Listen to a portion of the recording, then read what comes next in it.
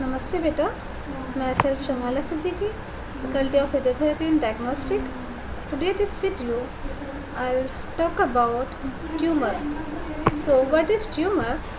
Tumor, it is an abnormal growth cells that serves no purposeless and accumulations of the WBCs and abnormal growth of the cells. And there are two types of tumor. Firstly, benign tumor and malignant tumor. Benign tumor is not a malignant tumor, but which is cancer. It doesn't invade nearby tissues and spread to other parts of the body, and in most cases the benign tumor can be serious if they press on vital structure such as blood vessels and nerves. Therefore, sometimes may require treatment and other times they do not. And what are the causes of the benign tumor? What causes a benign tumor? Firstly, including environmental toxins such as exposure to the radiation, genetics, diet, stress, and local trauma and injury, and also inflammation or infection. So, what are the treatments of benign tumor? In many cases, benign tumor need to no treatment. Doctors may simply use watchful waiting to make they cause no problem, but the treatment may be needed if symptoms are a problem. Surgery, it is a common of the treatment of benign tumor.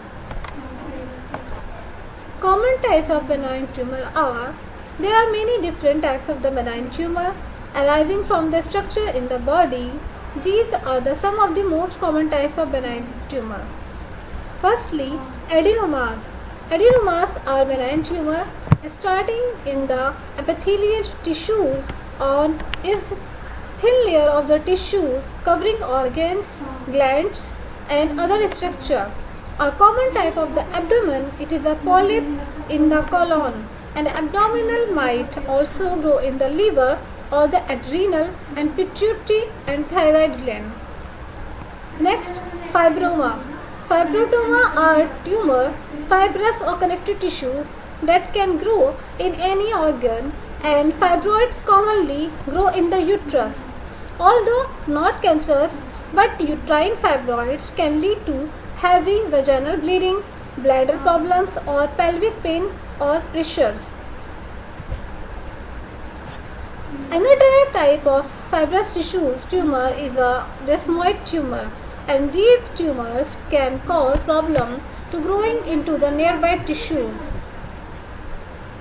because they can cause symptoms. Fibrous tissue tumor may need to be removed with surgery. So, next is meningiomas, tumor that develop from the membrane surrounding the brain and spinal cord.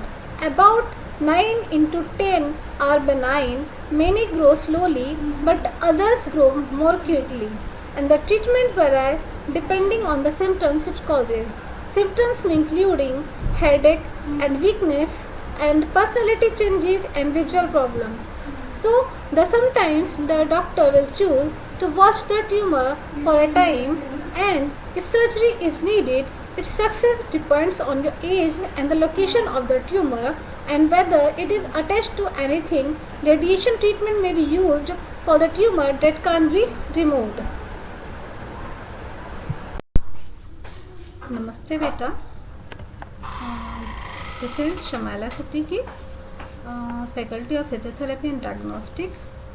So today we will discuss previously topics safety rules in histopathology laboratory. So we will continue this topic.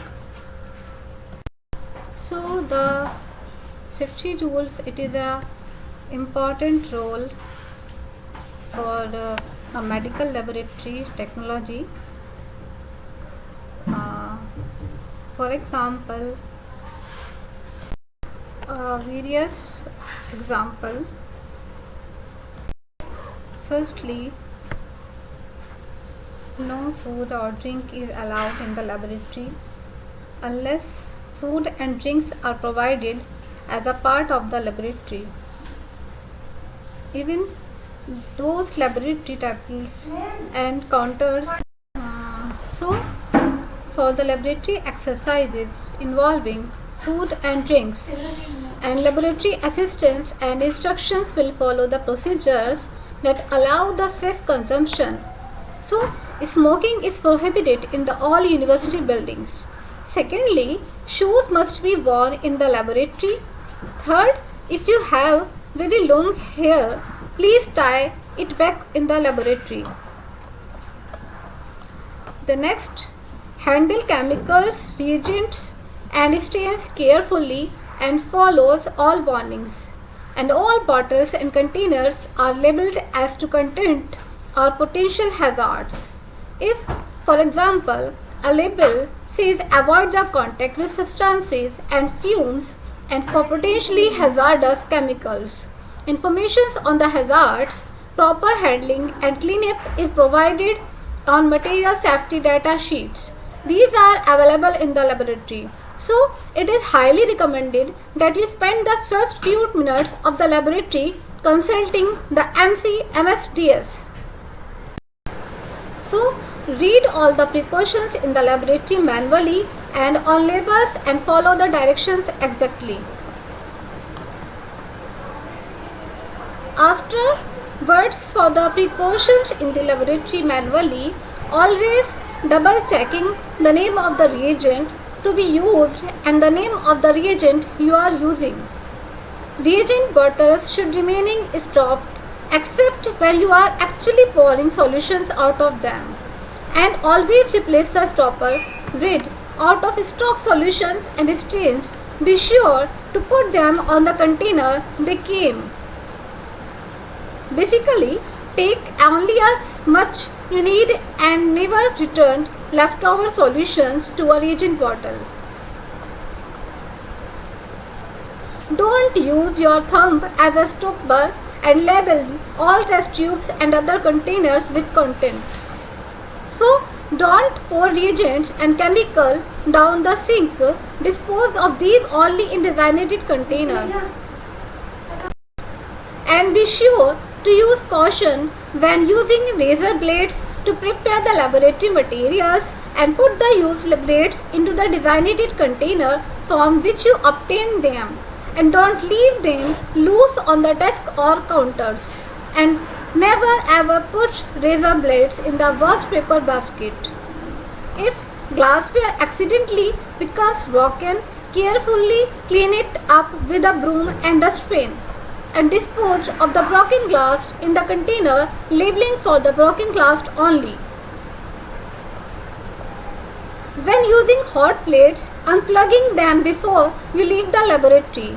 And if you noticed that the cord on a hot plate and microscope has become frayed and wires are showing.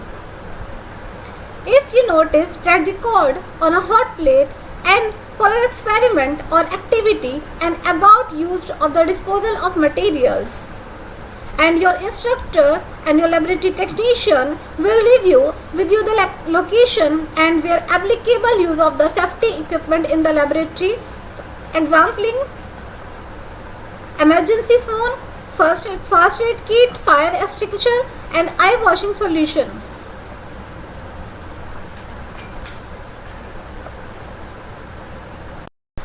And various other laboratory procedures are: unless directly, don't eat our specimens. Greenhouse materials, for example, are often sprayed with hazardous material, and don't waste proper paper towel and any other laboratory material.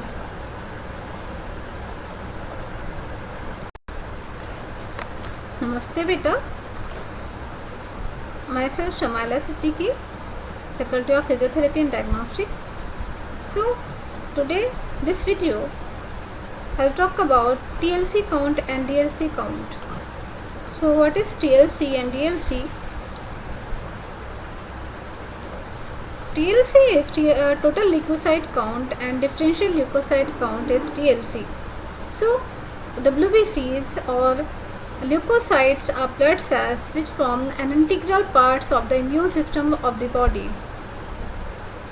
And there are 5 types of WBCs with each of them having different functions.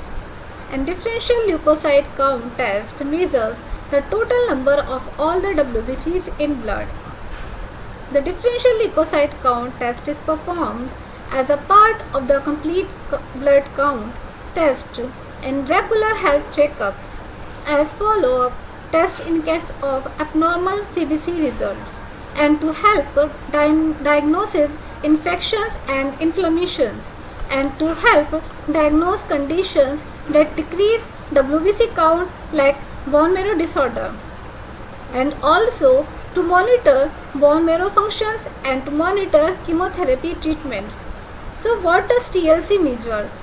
Blood it is made up of different types of the cells which are suspended in a fluid called plasma, and these including erythrocytes or red blood cells and leukocytes and WBCs and also platelets.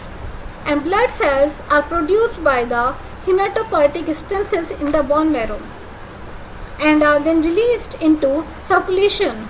RBCs carry oxygen to the tissues and platelet helps in the blood clotting at the site of the injury, and WBCs also form an integral parts of the immune systems of the body. WBCs are of 2 types, each having a different functions and present in the different numbers, such as neutrophil. Neutrophil it is a function of the phagocytosis, and under the normal condition the number of the neutrophils present in higher than any other type of WBCs, and they provide protections against pathogens. In mostly bacteria and sometimes fungi, neutrophil engulf the pathogens completely and digest them, and this process it is also called as phagocytosis, and they are usually associated with acute or short-term infections. The next is eosinophil. Eosinophils are WBCs that are primarily responsible to fight the parasitic infections, and they are also involved in allergic reactions and regulations of the extent of immune response. The next is basophil. Basophils are WBCs which are present in the lowest number in circulation, and they are considered to play an important role in the allergic response. Neutrophil, eosinophil and basophils are together classified as granulocytes, and granulocytes are the WBCs which contain granules present in their cytoplasm, and these granules secrete chemicals during the immune response. The next cell is monocytes. Monocytes are WBCs which are also involved in the protection against infectious pathogens by phagocytic like neutrophil. However, monocytes are more commonly associated with chronic or long-term infections. The next cell is lymphocyte. These are specialized WBCs which are responsible for the recognizing and neutralizing foreign antigens, non-self cell and cancer cells in the body, and lymphocytes are of 3 types, all of which are differentiated from a common type of the lymphocyte progenitor cells. T cells or T lymphocytes are produced in the bone marrow and mature in the thymus gland. They are responsible for the differentiation between self and non-self of the body. So T cells are also responsible for the initiation and extent of the immune response and targeted destruction of the cancer cells and virus. B cells and B lymphocytes are control acquired immunity by producing antibodies against the antigens and found in the foreign cells and pathogens like bacteria and viruses. And natural killer cells are destroy all foreign cells tagged by the antibodies, cancer cells and virus infected cells by the phagocytosis. Depending on the various factors like age, gender, health condition, environmental factors, etc., Varying amount of the different types of WBCs circulate in the blood. Apart from an infection or inflammation, WBC count in blood can also be affected by other conditions like disorder of the immune system, autoimmune condition, cancer, etc. One or more types of the WBCs count be higher or lower than normal in these cases. DLC test serves as an indication of a condition affecting the body, and further tests are performed to confirm a particular condition and direct treatment. Namaste beta, I am Shimala Siddiqui, Faculty of Physician and Diagnostic. Today this video we talk about urea clearance test. So what is urea clearance test? This test measures the amount of the urea nitrogen in the urine, and urea nitrogen, it is a waste product made when your liver breaks down protein, and it is carried in the blood and filtered out by the kidneys and removed from your body in your urine. So the volume of urine excreted per minute is less than 2 ml per minute, and standard urea clearance is calculated by the comparing the observed clearance test and after adjustment for U with a standard of 54 ml per minute, and the average normal urea clearance for any value of U, and the urea clearance is finally expressed as percentage of the average normal value, and the normal standard urea clearance vary from 40 to 65 ml per minute with an average of 54 ml per minute, and low protein diet may give also clearance low values, and in preneural uremia there is a fall in urea clearance, and the blood urea clearance is defined by volume of the blood cleared of urea per minute by the kidneys, or in the other words, the volume of the blood whose urea content is represented by the urea excreted per minute in the urine. And our body creates ammonia when it breaks down protein from the foods, and ammonia contains nitrogen, and which mixed with other elements in your body including carbon, hydrogen and oxygen, and to form urea. Urea, it is a waste product that is excreted by the kidney when you urinate. And the urea nitrogen test to determine how much urea is in the urine to assess the amount of the protein breakdown, and the test can help determine how well the kidney are functioning and whether your intake of the protein is too high and low. So additionally, it can help diagnosis whether you have a problem with protein digestion and absorptions from the gut.